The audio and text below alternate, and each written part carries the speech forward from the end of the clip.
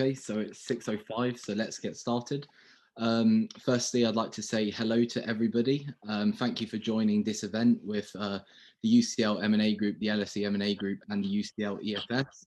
I'd like to also say congratulations to everyone here for securing a spring week. Great job, and hopefully this event will help slightly in making sure that you convert. I'd like to ask that everyone keeps their cameras off until we start the breakout rooms, except for the panel. And if you do have any questions, then feel free to use the chat function. In terms of the structure, so we're going to start off by doing some introductions with the panel, and then we're going to have a discussion for around 45 minutes. And then there'll be breakout rooms at the end where you'll be able to ask some questions to each of us, or perhaps practice some mock interview questions. So without further ado, let's begin. An introduction to myself. So I'm Patrick Gorton. I'm the host for this evening. I'm at UCL. I did the Springs at Rothschild, Lazard, and then I did the Discover program at McKinsey, and I'll be joining Rothschild next summer. Fun fact about me, I won my school's freestyle rapping competition, but I can assure you the talent there wasn't that great. And yeah, I'm studying economics, business, and East European studies. I should be in Russia right now, but currently due to COVID, I'm in the more exotic location of Brighton. So that's a bit about me. Let's go on to my good mate, Platini. Hello, my name's Platini. I study econ and statistics at UCL. So last year I did a spring week in IBD at Goldman Sachs, and I'll be returning there over the summer. A fun fact about me, I played academy football. I played for Wolverhampton from the age of like 9 to about 15, 16. So yeah, that's me. Melania, should we go with you next? Yeah, so hi everyone, my name is Melania and I study at LSE second year economics. So I did spring weeks at UBS and Barclays in sales and trading, but it was cancelled, but I still converted it. So this summer I have market summer internship at Barclays. Fun fact about me, I earned my first money reselling vegetables at the age of 5. Let's go on to Mo next. Yeah, hi everyone. I am a second year social science student. I did springs at Evercore, Bank of America, HSBC, Civil Service, and Deloitte. And then I converted Evercore and Deloitte. I'll be interning at Evercore this summer. And a fact about me is I grew up in Venice. I went to 20 Italian school, and I'm fluent in Italian. Great. Jing? Hi everyone, my name is Jane. I am a second year studying actual science at the LSE. Last year I did my spring in Morgan Stanley, PwC, and also Fidelity. And I converted Morgan Stanley, so I'll be joining Morgan Stanley as global capital markets intern in the summer. A fun fact about me is that I quite like extreme sports. So I did bungee jumping when I was 13. That was quite daring of me, I thought. Yeah, well, passing on to Amelia. There's no way I'd be doing that, Jing. Yeah, shall I go now? So I'm Amelia Baker, and for Springs I got offers from BNP Paribas, Credit Suisse, Morgan Stanley, and Evercore. Some of them didn't go ahead because of COVID, but I ended up converting Morgan Stanley, and I'll be joining them this summer in investment banking. Oh, and a fun fact. So I do cheerleading, and I'm part of the UCL cheerleading team. And I guess part of that, I can lift up my leg to like just above my head. I won't demonstrate it now, but yeah. Great, cheers. Arthur? Hi everyone, I'm Arthur, second year econ student at LSE. I got 3 spring offers from Goldman Sachs, Morgan Stanley, and Investec, and I'll be joining Goldman as a market summer analyst this summer. And my fun fact is I can do the whole Ezekiel speech from Pulp Fiction, the one that Samuel Jackson does. I'd like to see that, mate. Laura? Hi everyone, so I am Laura. I'm currently doing mathematics and physics at UCL. I did spring with Citi, UBS, Credit Suisse, and Deutsche Bank. Also got the offer from Fidelity, which was cancelled, and took part of the Trader Academy at Goldman Sachs. I converted both Citi and Goldman Sachs, but I'll be joining the investment managing firm Wellington for their early investor program. And a fun fact about me is that I used to live in Florida, which should be really nice weather, what I expected. But when I got there, was hit with a Category 5 hurricane. Oh, we wouldn't want that, would we? Shihab, on to you. Thank you. Hi, everyone. My name is Shihab. I'm a second-year student at LSE reading financial mathematics. And the finance for this springs that I've done have been at Bank of America, Morgan Stanley, Goldman Sachs, and Deloitte.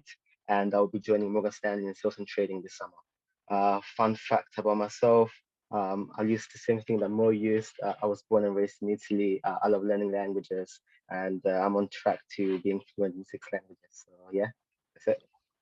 Great, brilliant. Also, I just need to quickly mention, I've been getting a few notifications about some students having problems to get into the core, LSE students. They've been getting they're requiring like a passcode to get into the Zoom. Yash, you look at that? Yeah, I'll put a passcode in the chat now. Yeah.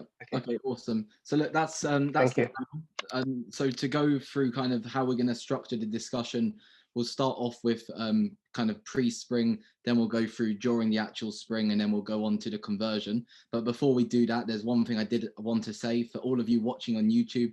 As the old saying goes, please do give this video a like and click subscribe below. So thank you very much. So look, let's start. So it's late 2019, early 2020.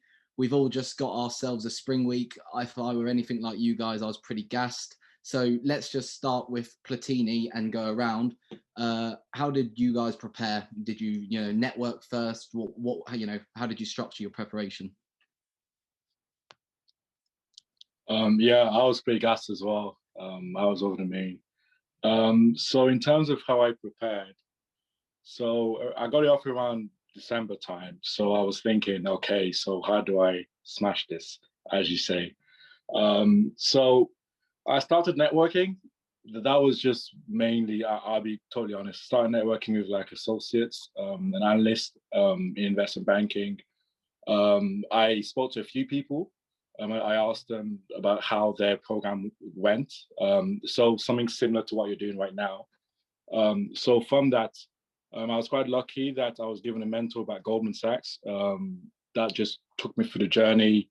We went to the firm for like 3 days. So that was good. So that was my preparation. But in terms of how because I heard at Goldman, specifically in investment banking, to convert, you need to kind of have coffee chats with people, and you need them to kind of like recommend you. So I did that. I made sure I kind of I knew like 1 or 2 people that I can reach out to. So that's what I did for the soft side. In terms of the technical side, I didn't really do much because I was focusing on my course. But what I'd say is I was reading the FT maybe like once or twice, and the FT has a subsection of companies, and I was focusing mainly on like fixed income because I did fixed income summer at Wellington. So yeah, I read about that around like leverage finance, and I also read around like just companies in general. So that kind of gave my commercial awareness. So by the time I came to the spring, I was pretty ready, but I wouldn't say I was the best there. I just did my best. But yeah, I mean that's how I prepared. Yeah. Great, cheers, Platini. It definitely paid off. Melania. So I would agree that networking is actually key, and I wouldn't say anything new which wasn't mentioned earlier. But I would say also networking with HR who actually recruited you. So like asking possible questions about the spring weeks, and it just shows that you're super interested and you're looking forward. Also, once I got the timetable, you can see like which topics are covered, maybe some group projects. So you can do like early research. So for example, if you see on the first day, there'll be M&A division talking, then you can research a few questions you want to ask them. So for me, in the spring week, the key thing was actually asking questions and showing an interest and showing that I'm a curious student.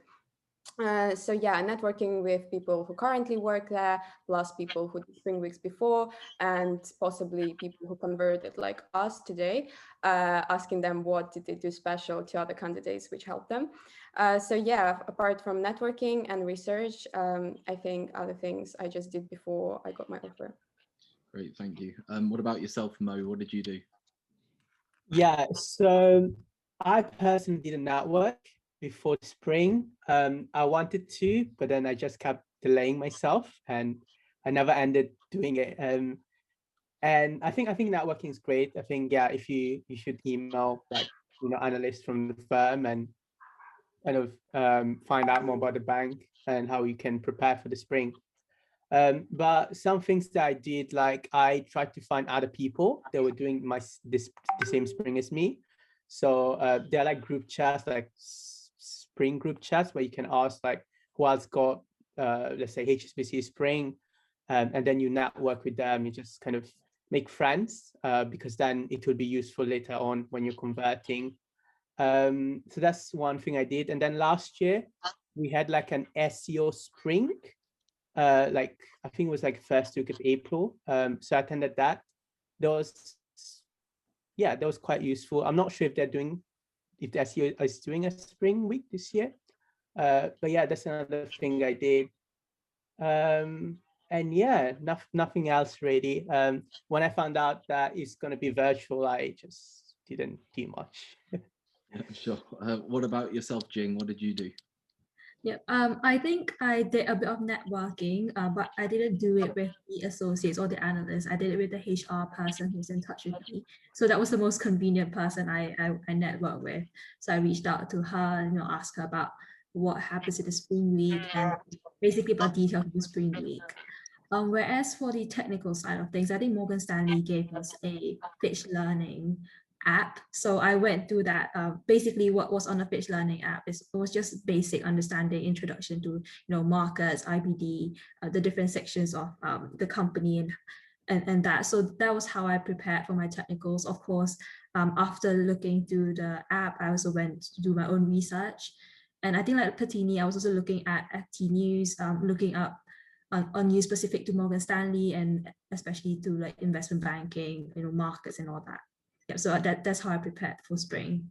Great, thank you. Before I move on to the four of you who haven't answered, I think just to summarize, I think clearly technicals aren't such a key thing when preparing for the springs, and I think that just focusing on brushing up your competencies, reading the news, and as Platini said, also not letting your studies fall down is probably the best way to go ahead. So I'm going to kind of twist the question around slightly for the other four of you. So starting with Amelia, what would you have done differently?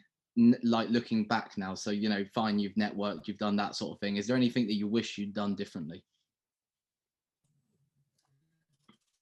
So I guess I would echo the importance of networking that other people have said, both with HR and people in the firm and like other people on the spring week. It makes the whole experience a lot more fulfilling, which I think I did a decent amount of, but I think you can always do more. You get so much value from just talking with people and like learning about their experiences. And honestly, it just becomes more enjoyable because especially when it's virtual, you need to try and engage in some way, and just speaking to people is one of the best ways to do that. So I guess one of the ways I would do differently is just network a bit more. And then also that Fitch Learning. So I also use that. I like went through it roughly, but I thought we would have it for a lot longer than we did, but you do lose access to it. So if you are doing the Morgan Stanley Spring Week, I'd say definitely study it, make the most out of it before the Spring Week, because you do lose access to those resources, and they are really, really useful to kind of springboard your learning from.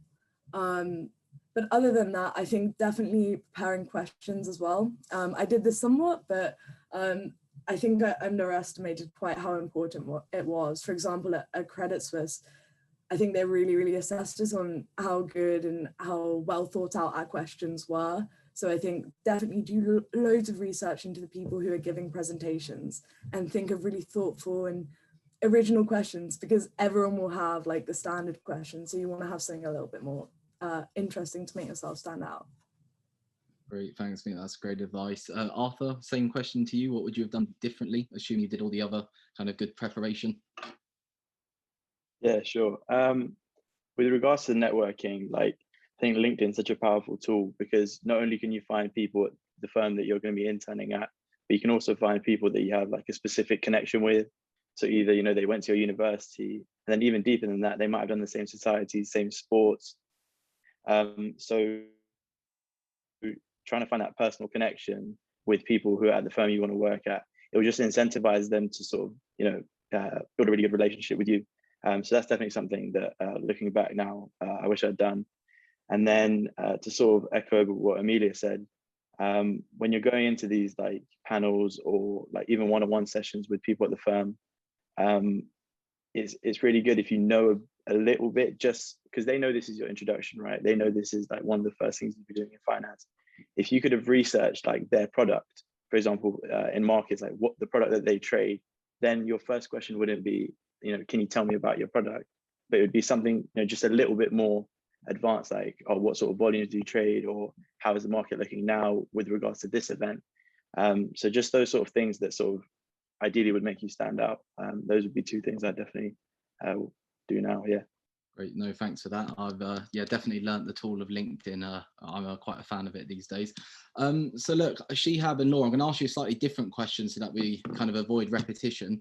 So look, you two, I don't know if you're Harry Potter fans, but you seem to be the wizards in securing. I mean, Shihab, you know, you've done market springs, you've done law springs, you've done consulting springs. Laura, I know you've done the trading academy, the IBD springs. So you guys clearly have, you know, you're doing something right. My question for you two would be, and we'll start with you, Shihab, did you do any different preparation, say for the consulting spring or the McKinsey program, whatever, than you did for the Goldman program? And same with you, Laura, you know, did you tailor your preparation? Because I know there's some people here who, like you, might be joining Hogwarts for the old spring weeks.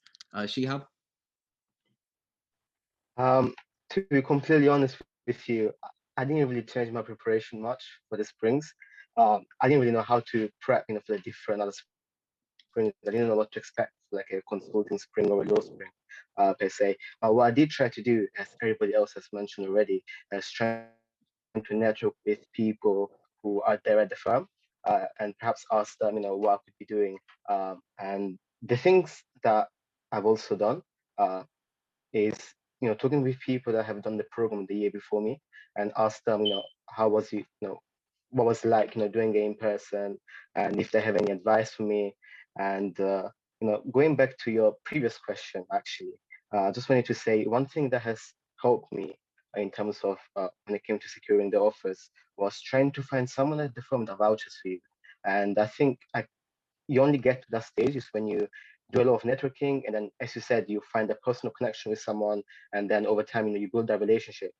And you know, trust me, that helps in the long run when it comes to securing that offer. Because at least in my case, I was lucky enough where the person was introducing me to other people at the firm, and it happened to me that one of my interviewers actually knew the person, essentially. So yeah, so that's my advice. Great, thanks. What about yourself, Laura? I think one of my advantages comparing the Trader Academy with my previous spring weeks was the timing, as the Trader Academy was significantly later. It was done in October, so I had some more experience to implement some of the things I learned. So for my IBD spring weeks, some of the things that I did differently was to utilize more my internal network. So they gave us an outlook of all the different interns. So we created a group chat, and we even had coffee chats quite regularly, which was during the 1 hour break that we had during the sessions, where we just talked about the different ideas that were presented to us, how were we finding the different conferences. So we made quite a good team in that sense. But I didn't utilize that much of the analysts and all the great senior people that I was meeting throughout. Now, when I did the Trading Academy with Goldman Sachs, something that Platini mentioned before, and I think it's quite unique to Goldman, is that you generally get assigned to a buddy. So my buddy was one of vice president in fixed income trading. So before the interviews, I had a quick call with him just the same morning at 9 a.m. And it was just very encouraging in a sense, which I think it definitely helped me. I also had a lot of questions prepared to him that were a bit more meaningful than the ones that I had before, and especially more relevant to what I was applying. With the spring week, I didn't really know that much about the financial markets. I did do a couple courses, and we also had the Fitch learning course. I took some notes, but I was still a bit lost. So during my trading academy at Goldman, I was able to use that knowledge to make more out of it. Great, no, thank you. Shihab, I've seen your hands raised. Thank you, Patrick. I just wanted to give a bit more advice when it came to the networking side.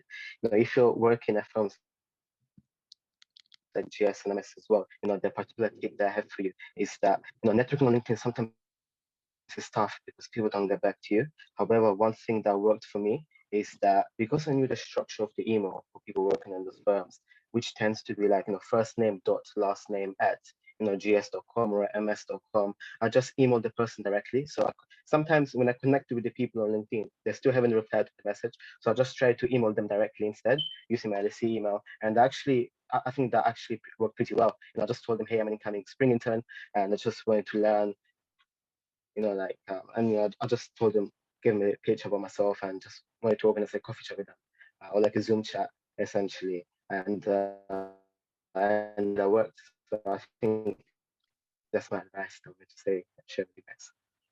Great, no, thank you for that.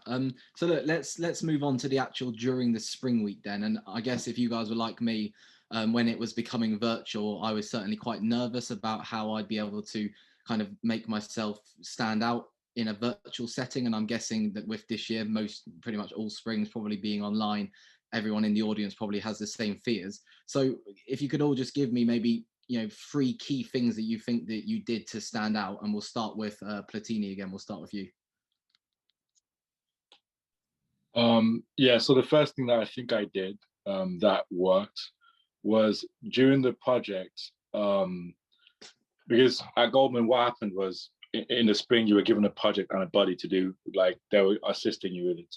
One thing that she probably liked, what I did was I kind of set up a catch-up call with her. So it wasn't kind of scheduled that, oh, we had to do it at this time, like that the spring roll-to agenda had. I just sent her an email. Hey, I want to talk about this thing that I'm working at. Can you please give me more advice? So I think she really liked that, and after that, we actually kept in touch over the summer. So that's one thing I'd say. Like another thing is it's just being able to read the room as well. Is something that's key. Like knowing when to speak and knowing when not to speak and to shut up. I think that is key as well. And another thing is it's with the networking. I mean, the way I network is probably similar to what Laura says. I come with, let's say, 4 high questions, like high-level questions. I ask them a question, and in a networking call, it should be them speaking for at least 80% of the time. It shouldn't be you speaking. So you ask them questions and you let them speak. You let them speak about themselves. You ask them follow-up questions on what they said. I think that brings a lot of maturity, because a lot of people in networking feel like I have to come across as if I know this. I want to tell them that I know everything. No, you don't know as much as they can. Just let them speak and ask about them. And I think that's what would maybe stand out. No, perfect. I think you're right. I think everyone likes being able to speak a bit about themselves. So that's a good bit of advice there, Platini. Melania, what about you? I know you didn't, the spring got cancelled, but I mean, you still converted it. So is there anything that you did maybe, whilst it was cancelled? I can talk about my other spring week, because I think that there are still things which I did which were really good. So the first one I think is questions. So just show throughout the talks that you are really interested. And I was just asking the bunch of questions, and it just shows to the recruiter who is going through the chat that the same name is appearing all over again. And it just shows that you're always listening, you're always interested to know more. So I would say try to ask as many questions as possible. Obviously, don't ask stupid questions, but if you have good questions, don't hesitate to ask more than once or twice. The second thing I would say is networking. So once I hear someone speaking virtually, I add them on LinkedIn straight after and write them a follow-up saying thank you very much for your presentation. It was super useful, blah, blah, blah. And I would love to connect. So it's the second thing. And at some point, it wasn't me anymore connecting. I remember that the guy who worked there connected with me and he sent me a follow-up saying, your question was the most interesting question I've seen on the session. So at this point, I was like, okay, I'm doing something right, because now the employers that are following me and not I'm following them. And the third thing is some spring weeks, I'm not sure about each one of them, but some of them, they make some interactive sessions where some like pub quizzes, stuff like that. And I think it's important to stay interactive with people who are also on the spring week with you and show your interest. And sometimes you can show also that you have knowledge outside of the academics. And yeah, I think it's also important to be yourself, be interactive and show interest in the general process and teamwork. So I think that's the top 3 for me. Cheers. What about you, Mo? Yeah, I agree with what Platini and Melania said. I think networking is very important, as well as asking good questions. Don't ask like very common questions. So I think last year, a lot of people were asking like COVID, how's COVID impacting you and stuff like that. Like these are very common questions. And yeah, I think when you're doing it virtually, it's very hard to stand out. So my spring, my Abaco spring was cancelled, but I did my HSBC and Bank of America spring, and there were just like company presentations. There were some like panel events where some analysts and associates came in, and that's when you probably can stand out a bit by just asking good questions. But yeah, in order to ask good questions, you need to prepare. So make sure that you have kind of a list of questions you want to ask analysts and associates. Make sure that you do your research around the industry, what's happening in investment banking or sales and trading, and what's happening in the markets, basically. And yeah, just be prepared. I think asking questions is probably the only way you can stand out in some of the springs. And some others, you have group projects, like I think Lazard and Rothschild had group projects. So, that's where you can stand out a bit more. Yeah. Great, cheers. What about you, Jing? I think very similar to everyone has just said. It's a lot about researching and preparing the right questions to ask.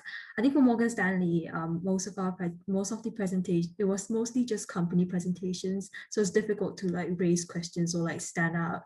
But I think what I did was to drop the speakers like a LinkedIn message, and always remember to personalize that LinkedIn message as well. You wouldn't just want to, send them a connect without a message or without like a thank you note to whatever they've been saying.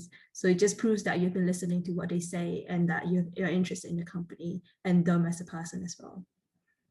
Okay, yeah. Great, cheers. Look, we'll move on to something slightly different now, because I'm guessing the rest of you would say the same sort of thing. So the group project, I mean, that was quite a big part of the springs that I did. And I know that some springs are a bit more kind of presentation based, but if we start with you, Arthur, I'm guessing you did a project at Goldman. Yeah, how did you kind of navigate that? What did it consist of? And do you have any tips for the students who might be doing one of those projects? Yeah, so the project we were set was it was to essentially pitch an industry or a stock or a commodity, literally anything we wanted. So it was really open and broad in that sense. And yeah, so I chose to essentially sort of pitch Microsoft. I thought it had a lot of upside potential at the time. And then one of the things I did, similar to what Platini said, is I scheduled a call with my mentor outside of anything that had been sort of set by the firm. And, she gave me her advice and it was really useful, implemented all of that. And then I didn't want to sort of go back to her and, sort of say, what do you think of this? What do you think of this? So I actually asked her to introduce me to someone else on her team. And then I asked that person those questions. And then he gave me really useful feedback, told me to introduce some really cool things into my presentation. So I think my advice for sort of projects is don't be afraid to sort of ask someone else for their opinion at the firm, because then you can get multiple perspectives. And then when you present, obviously you look much more comfortable, I guess. Great, no thanks. What about you, Amelia? Yeah, so I didn't have a group project on any of my spring weeks actually. I think I would agree with some of the other speakers in that at least last year there was a huge variety in kind of activities we were doing during the spring week. So at MS we did just have presentations, and I think really they mainly assessed us in the assessment center after. But then for Credit Suisse, it was very, very interactive, and it was assessed throughout the week. So you kind of need to like tailor your approach depending on what it's going to be like. So definitely try and work that out early on. A few kind of tips that I would give out if it's more of an interactive one. And particularly for Credit Suisse, we had a higher view at the end of the week where we had to like reflect on the spring week.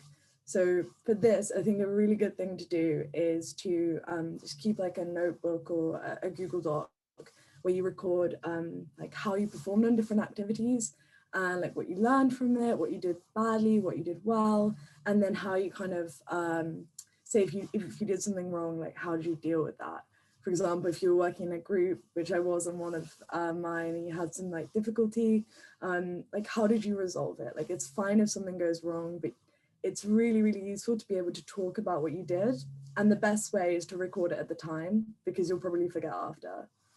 And then, yeah, I think those are probably that's like my main tip actually. I think everyone has kind of covered everything else, but probably just get really, really involved, like don't hold back, try and build a relationship with the other people in your spring week, especially if you do have group projects. That's really, really handy because, if you've got a relationship with the other people in the spring week and then they're in your group, you don't have to like have any kind of awkwardness because you've already maybe had a phone call and you know each other a little bit. So definitely like don't hesitate to reach out to people and just try and get to know the other people in your spring week. Great, cheers. Shihab or Laura, do either of you have any further tips on the group project? I think beyond the group projects, which of course it's great to collaborate and kind of not just show us a bit authoritative, which sometimes it was a bit of my fault, but to try to get everyone engaged, because sometimes they might also measure you on that. And I got some feedback on a sense that on a group project you want to try and be as collaborative as possible. When you have any other social session, just try to leverage that as possible. Try to think of what makes you unique than perhaps all of the other interns, what's going to be remembered from you. So in my case, one of our socials was an image competition. So at that time, I was working during COVID at a project doing face mask, and we were producing and distributing the face mask around our community, as the production was not really too strong in Spain at that time. So that's something that I talked about during the image competition, and eventually I was the winner of the Deutsche Bank like image competition for the spring week, and a couple of other speakers later also contacted me regarding that project. It was something that they remembered, so try to also leverage that as much as you can. Great, cheers. Shihab? I've only done one group project for the Springs, and it was a GS. And essentially, how it worked, I think Arthur mentioned it before, but how it worked is you're assigned a body and you work with two to three other people. And my advice to you is simply, get along with them, create like a group chat with them so you get to know them, you stay in touch, and do your research essentially on the group on the task that you're given. But the most important part, I guess, is really keeping in touch with the other students. So you're kind of, keeping in touch on the work that they're doing so far, is because, if they mess up, then kind of you're messing up as well, because you want all of you to do well, essentially, because you're not just being assessed individually, but also being assessed on, like working as a team and so on. So yeah, that's my advice. Platini? Yeah, just to like append on what like people have said.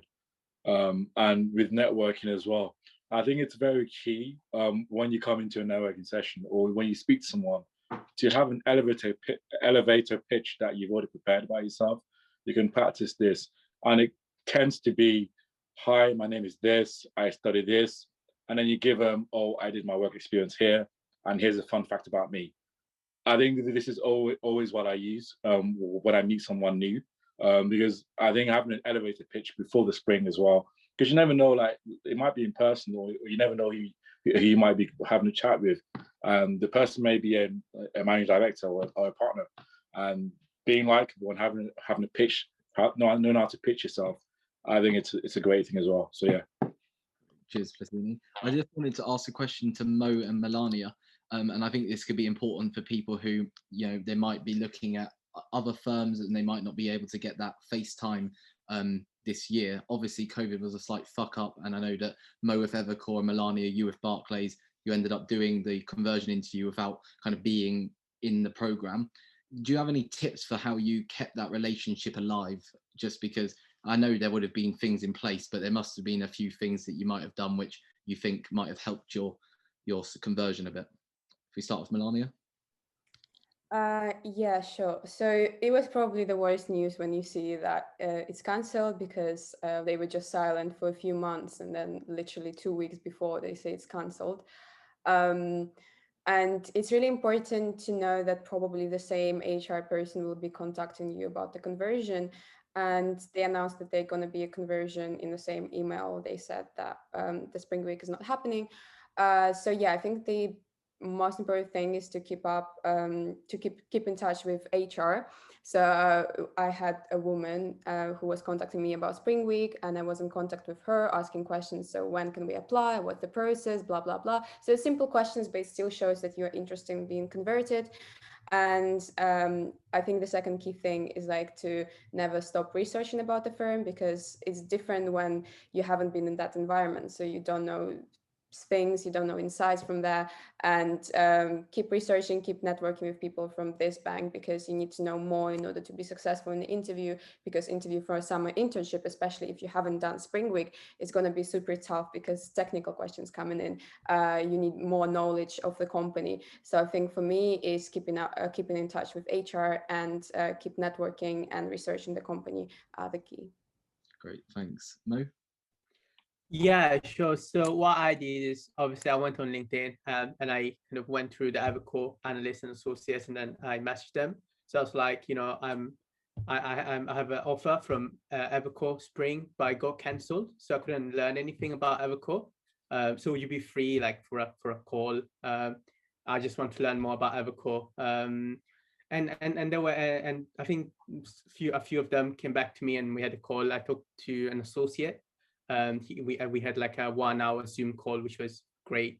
And he basically told me about Evercore, and I asked him questions.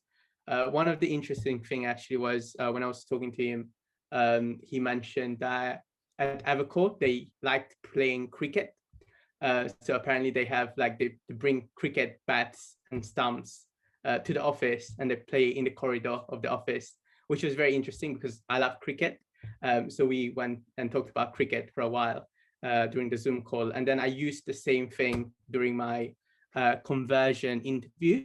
So when they asked me, why do you want to join Evercore? I said, you guys, I've talked to your associates analysts, and they told me that they love cricket. I think I'll really fit into their culture because I love cricket as well.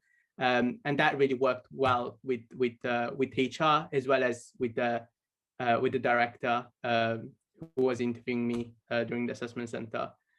So I don't think they will get cancelled this year, but if they do get cancelled, just like go on LinkedIn, contact analysts and associates, and just tell them that you got an offer, but you couldn't learn anything. So if they would be free to, just talk to you, and that's one thing you should do. Cheers, Mo. So I just got a question that came in from Bernice, and she's asked, regarding networking with HR, how could you network while avoiding asking basic questions like the application process? Anyone here want to raise their hand and give that a stab? Millie? Yeah, I think it's a really good question, actually. It's quite tricky to avoid those basic questions, and I think a lot of people do end up asking those. I remember in one of my spring weeks, we had like an anonymous chat, so you couldn't see who was asking it. So many people asked about the conversion rate. Like, don't ask those kind of things. That's not what really that you should be asking them. It's not going to give a great impression. What you should be focusing on is things like, okay, so if it's before the spring week, you can ask things like, oh, how can I prepare? Have you got any advice or resources that I can look at, people that I can talk to? And then kind of during, after, things like, I don't know, what do you look for in a spring intern? All these kind of questions, which are a bit more open-ended and not just things that you can find online. And HR can definitely tell you about the kind of person that they're looking for, the kind of person that would fit within a certain type of role. So I'd say try and ask more open-ended questions. I don't know if anyone else wants to add to that. Anyone else? Okay, so let's move on then, shall we, to the actual, the real business, and that's the conversion interview. So let's just go around, starting with Shihab. Can you just tell me, what the actual structure of your conversion interview was for the one that you converted? Just, just quick fire all around. Yeah, sure. The structure at Morgan Stanley was 3 interviews. The first interview was a strength-based interview where they fired up more than 10 to 15 questions. Essentially, they wanted like big replies essentially. And my advice for that, use STAR technique and really like tell them about your strengths essentially. And the second interview was it was a peculiar one actually. They call it the innovation slash motivational ones, and I got asked questions like, what would you do if you were CEO for one day, and stuff like, what app would you create? So questions like that makes you think essentially. And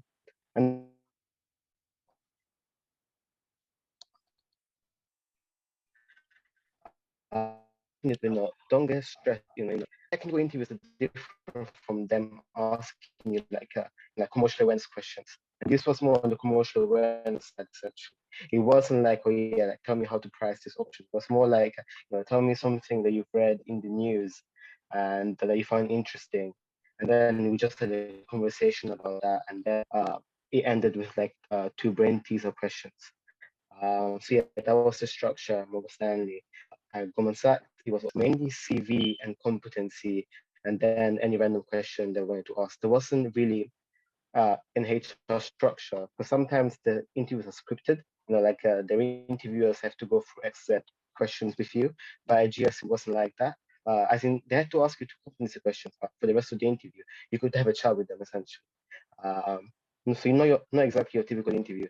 And at Bank of America, I had 2 interviews, and the first one was competency. They asked 5 competency questions in the Q&A at the end. Very standard questions actually. And the second one was a technical one. And this one was quite technical actually, when I think about it, compared to all of my interviews. The Bank of America one, I think they just asked me questions like, tell me the price that gold is trading at right now, and about other indexes as well. And then asked me, they gave me like a mini case study in terms of what would happen to the price of bonds if this happened. Can't fully remember the question now. So that interview was quite technical, and then he also ended with a brain teaser question.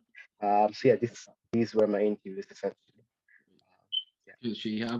So look, obviously I won't ask the people who did the same programs because that'd be a bit silly, but Platini, Goldman IBD, what was your conversion interview like? Oh, the conversion interview was really chilled. I really enjoyed it.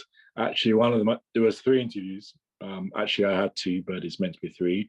One of my interviewer, I'd met him like 2 or 3 times before in networking sessions with like SEO and such. So it was more like a catch up, and we just got along quite well. So that was pretty much a competency. I mean, it wasn't really. It was just having a chat. I think that's mainly how it is.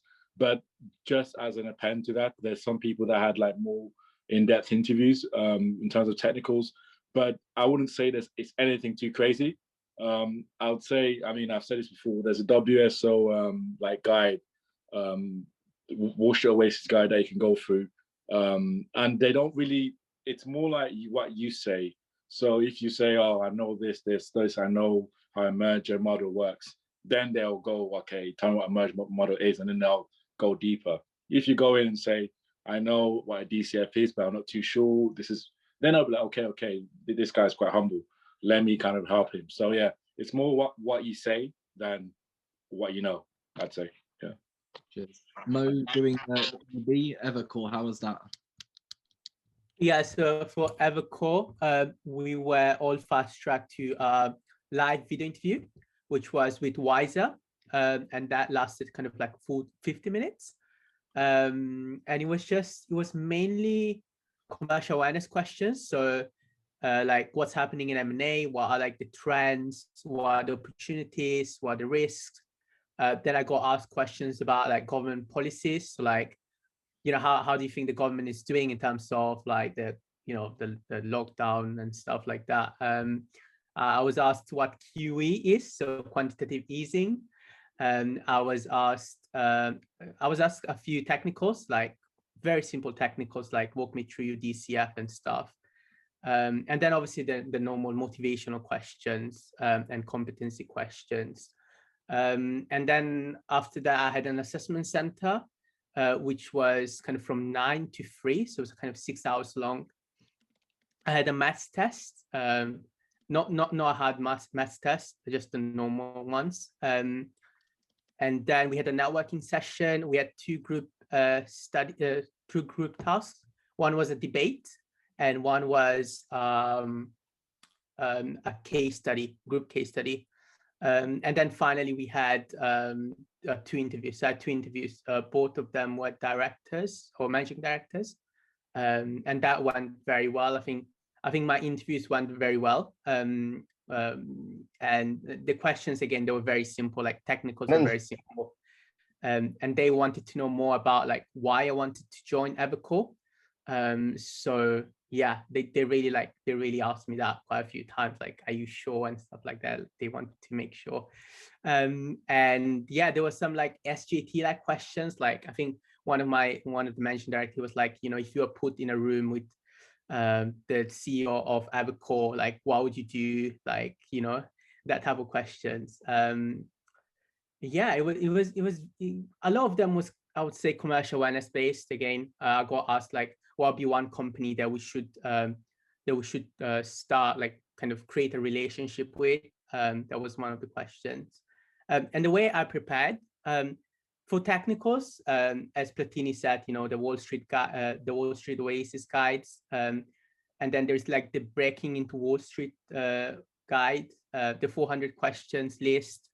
You know, it doesn't take long. It took me like 9 days to go through all of them, like properly. I went through them twice and making sure that I knew everything. I made a document with, I basically wrote down all the questions that I might get asked in a document.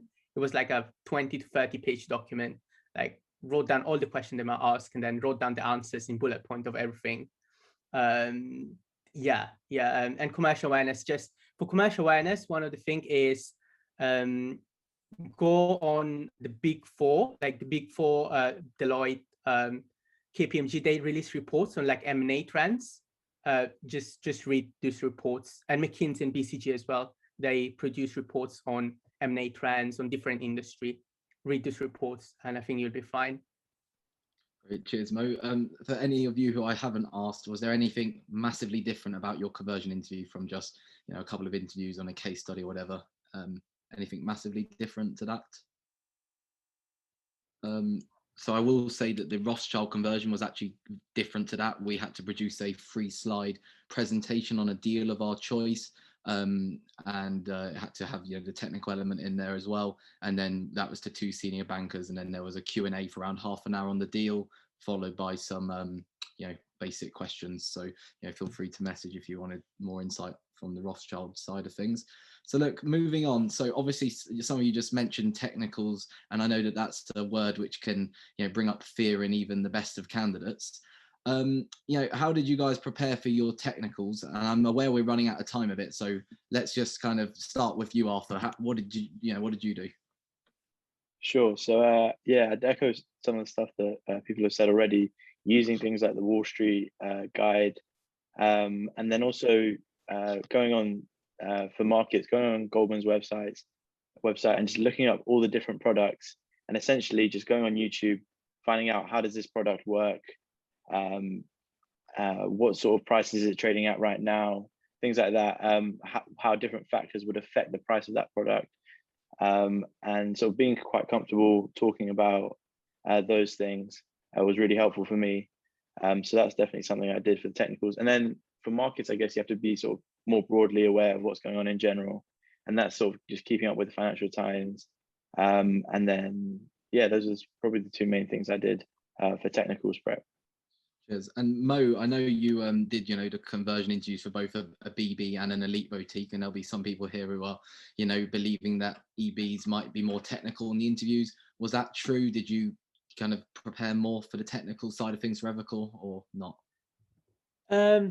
So for Bank of America, I actually applied for different divisions. So I applied for Global Transaction Services. So I didn't do the IBD interviews for Bank of America. I'm not sure actually about the interviews at Bulge Brackets for IBD, but at Evercore, and then I also did interviews at PWP. There was quite a lot of focus on technicals, but they were very simple technicals, like very, very simple, that, you know, it doesn't take long, like, you know, walk me through DCF, what is equity and what is enterprise value. So it's very, very simple technicals, but I'm pretty sure if you interviewing for a boutique, you'll probably most likely get technicals. So do prepare, and it doesn't take long. It took me like 8 days to prepare for the technicals. And yeah. Does anyone have anything else to add here? I think just very quickly. Carry on, Jim. Yeah, I just wanted to add on to what everyone has said. Another thing that I did was I reached out to also seniors who converted, maybe not just from like Morgan Stanley, but also other seniors who have converted other spring weeks into their summer internships. So I think that really helped me in terms of like preparing me for technicals as well. Yeah. Cheers. So 2 questions before we go on to breakout rooms. So the first one's for the whole panel. What is your top advice then? If you're going to summarize it right now, top advice for converting, what is it? Platini, we'll start with you. I'd say be yourself. Don't put a fake accent on, just chill, be yourself. Tell them who you are, like where you come from, like what makes you special. And yeah, like people vibe off people that are original. So yeah, that's what I'd say. Melania? My advice was just stolen, but I'll try to think of another one. So I guess that being curious just throughout the spring week, before the spring week, after the spring week, just care about the world around you, about the industry. Even if you are like me in markets, it doesn't mean that you don't have to be interested in M&A, because in my business meeting, for example, which was a part of application, I had to do M&A process, although it was applied for markets. So be curious about everything in the industry, and I think it's really important. Thanks. Mo? Sorry, I didn't hear. What was the question? Top advice, just to summarize. I think ask other people that have gone through the conversion process before what question they got asked. Another thing is when you're working with analysts, maybe try asking them. A lot of them did summer, they did springs and then they converted to a summer. So ask them what question they got asked. They might remember that. And then I think when you go to the interviews, make sure to smile and be friendly, and do also come across as someone who wants to learn. Like you won't know everything, so just make sure that you know that you are there, that you want to learn about the firm and about the industry, and that's why you want to do that internship. So yeah. Jing? I think mine is just be genuine in building your connections, because it is so important that you are genuine and actually wanting to build a relationship with whoever you're speaking to, and that is what built a long-lasting one. Yeah. Great. Amelia? Yeah, so I would totally agree with everything everyone else has said, and it's kind of getting hard to add things to that. I would just say, don't underestimate the importance of getting along with the interviewers in a conversion interview. If you kind of can have a bit of a joke with them and just get along with them a bit, it makes the whole process a lot nicer, and they'll tend to kind of guide you through it a bit more. So definitely just try and get along with everyone who you interact with the firm. That's my main advice. Arthur? I would say try your best not to be passive in anything you do in the spring week, because it can be really easy. Like, the firm will set up a bunch of stuff for you to do, and you could just do all the minimums, tick all the boxes that they put in front of you. But the best candidates are the ones who go above and beyond. So I guess in everything that you do, whether that's networking, your project, try and be as active as possible. Try and go above and beyond. That's, I think, the best way to stand out. Great, thanks. Laura? I would say just try to find your own story. So one of the first questions that you're gonna get asked in all interviews is, tell me about yourself. So take some time to reflect on why you're interested, why are you doing all of this, why do you even want to work for that company? And of course, try to be as genuine as possible on telling that story. And then, like, after the interview, take some time to also relax, celebrate, because I think that that's quite important. It's just one interview, whether it goes good or bad, you can always take some time to reflect, ask for feedback, and then improve on the next one. Great, thanks. Shihab?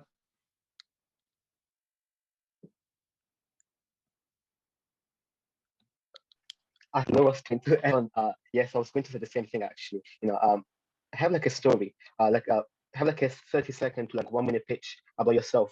And in this pitch, preferably talk about points for which the interviewer will think, oh yeah, I should hire this guy. Before your AC, ask yourself, why should they hire me? Essentially, I think if you answer that question, you'll be more likely to be a bit more confident as to just having confidence in this interview is really important, and prepare that pitch before before your interviews, and yeah, I think Laura and the rest and everybody else, I did what you said. So yeah, that's my advice.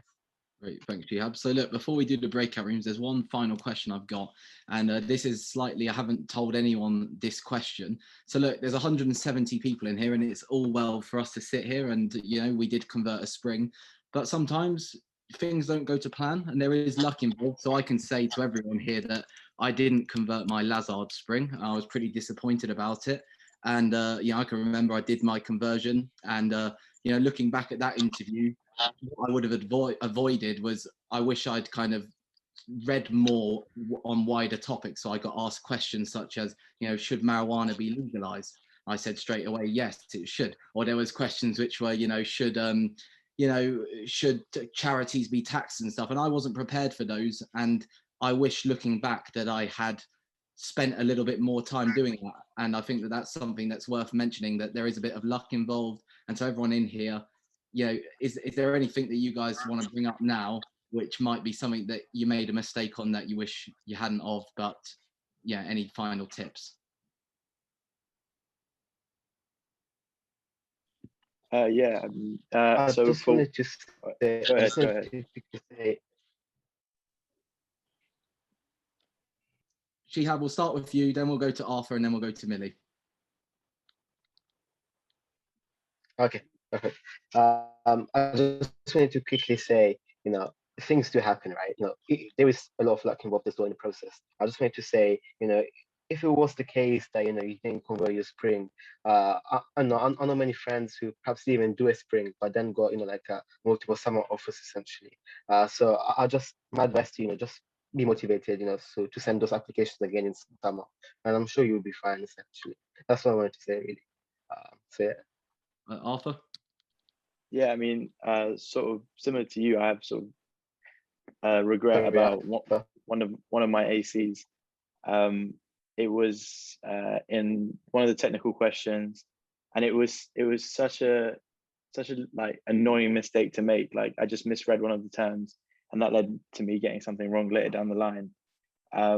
But I guess the main thing is like if you don't convert, don't beat yourself up about it. Like it's a really tough process. You've got through it once. Like if you've got a spring, you've clearly got something that these firms, you know, they've seen something in you that they really admire and like.